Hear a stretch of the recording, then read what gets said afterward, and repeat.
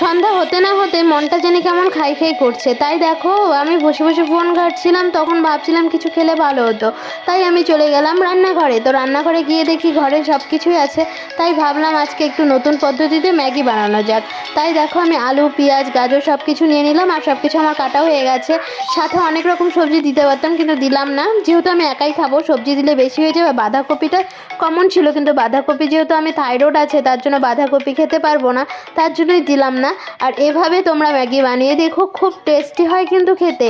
আর এই দেখো আমি কিন্তু কড়াইটা বসিয়ে দিলাম, আর যেহেতু আমি রান্নাঘরে নতুন, সব কোথায় কী আছে আমি সেটা জানিও না, খুঁজে খুঁজে নিচ্ছি আর কি।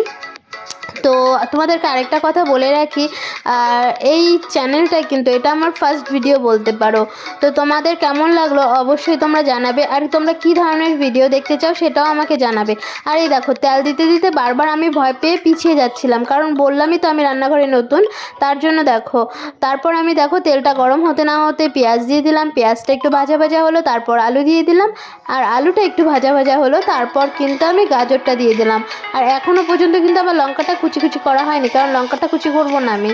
তো লঙ্কাটা কুচি করলে তারপর আমার চোখ জ্বালা করবে, তার জন্য লঙ্কাটা আমি ফাটিয়ে দেবো, ওর জন্যই দেখো সব কিছু দেওয়া হয়ে গেছে। তারপর শেষে আমি কিন্তু ম্যাগিটা দিয়ে দিয়েছি, ম্যাগিটাও ঠিক এরকমভাবে ভাজা হবে।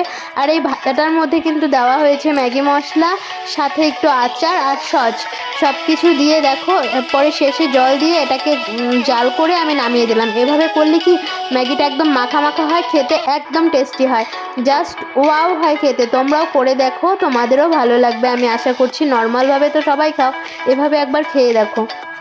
তো এই দেখো ম্যাগিটা খাচ্ছি, জাস্ট ওয়াও হয়েছে। তোমাদের ভিডিওটা কেমন লাগলো জানিও। টাটা সবাইকে।